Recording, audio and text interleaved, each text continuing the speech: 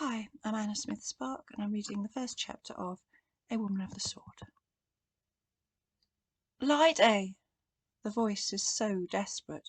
She lashes out with long fingers, takes a man down, rushes at him to hack him down dead. Panic in the voice calling her. Delin. Poor innocent thing. A man comes at her to run, almost throws himself into her sword. Useless, she thinks, the way he's coming at her. But he's young. She sees it in his boy's bright eyes as she takes him down. She sees him see her as she kills him, and he's startled. Delin's voice calls urgently, "Lyde! Lyde!" She says, although he can't hear her, "I'm coming, Delin." These poor sweet boys. All a fun game, they think, playing. "Let's fight!" they shout at each other. "Get me, come on! You a coward or something?" She says, "Hold on, I'm coming, Delin." She can look for a moment. The battle ebbs just here, just now. It's strange, she thinks, when she looks back at all the battles she's fought in, the way killing flows and ebbs. A lump of flesh that might be Delin is down halfway to dying, trying to ward off blows of enemy weight. He was crying last night. In the ranks his eyes beneath his bronze helmet were sore and red. He sees her. "Lyde, help me, please!" I'm coming, Delin." They want so much out of her, these poor young soldier boys. "You're like a mother to them, Lyde," Ereline, the only other woman in the squad, says. "You should make them learn the hard way." But Ereline is so young. And the boys, they're so young. But the killing has ebbed here, like water ebbs on shingle. The enemy is fighting other soldiers in their army, men she does not know. She runs 3 steps over to Delin's crouching body, kills the man bent killing over him. Delin stumbles to his feet, bloody, coughing. She pulls his arm to get him up quicker, because at any moment the fighting will begin hard again over them. "Thank you, Lyde," Delin whispers. His voice is dry and cracked, his tongue is dust in his bloody mouth. He's back crying. Poor boy, she thinks. She shrugs. It's nothing. In the brief pause she takes out her water skin, goes to drink. She gives it to Delin first, to drink. Delin's eyes widen. He stares past her into the melee of the battlefield. A great silver flash lights the sky behind him, crowns him. He croaks out in terror, "The enemy! They're coming again!" She thinks, mocking him, "This is a battlefield, remember, Delin? A pitched battle that I suspect we may be losing. The enemy ranks, traitors, betrayers, the enemy of all those who serve the one true king. The enemy come at us and come at us, gold banners flying proud. For hours we grappled with them, our lines almost embracing, spears, grips, teeth clenched, we swayed together, knee to knee, cheek to cheek. They broke us, or we broke them. I can scarcely remember. So well matched we were, our lines and the enemy lines in gold shining. All day we have thought, until the black earth beneath us is stained red. The last of it now, knots of men slugging it out with their swords, spears long broken and abandoned, too cumbersome, the great ashwood spears, too unwieldy now to lift. An answering flash in the sky behind her, brighter, longer, almost blinding, a smell of hot metal, roasted meat. The enemy's banners are sunlit, glowing, and the battle for us, I think, will soon be lost.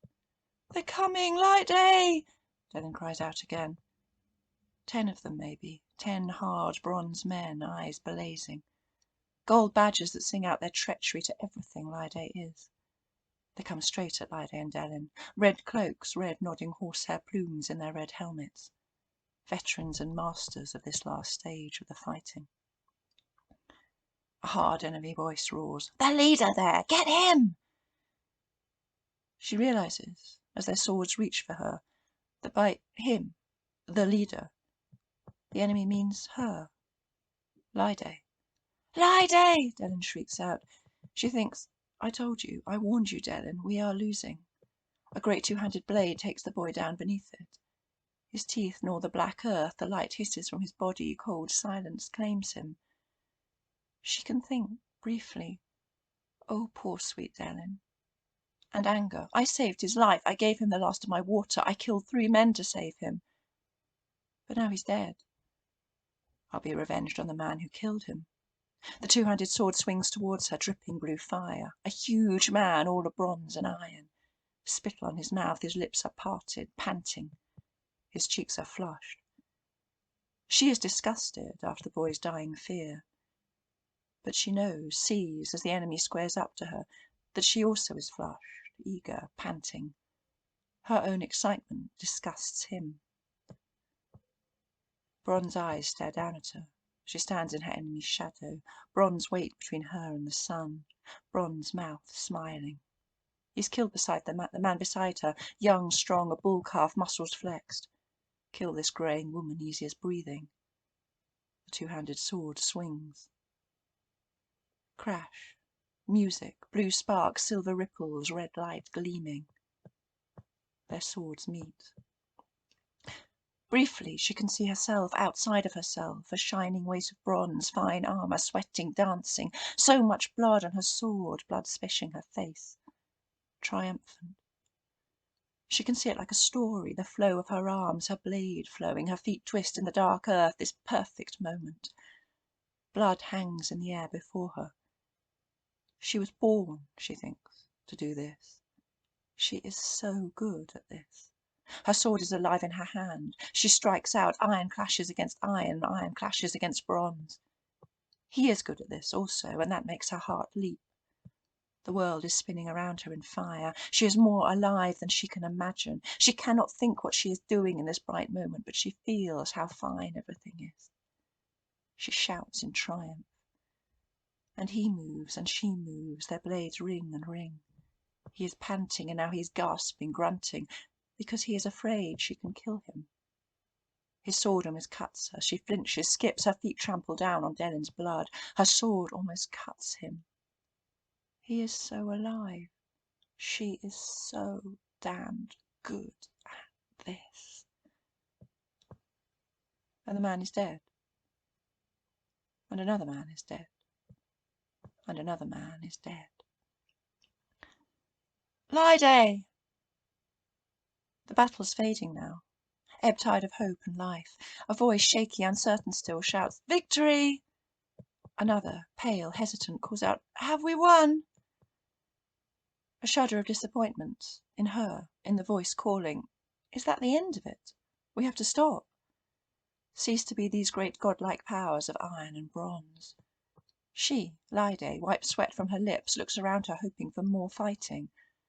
A struggle there, look, where the sunlight falls, men pushing, scrabbling, someone goes down in a splash of red.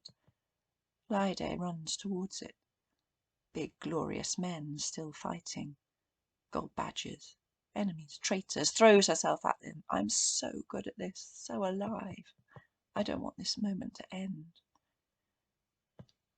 And she, Lyde, thinks hesitantly, those voices calling victory, they are not my companions' voices. She thinks in great grief, we are indeed losing.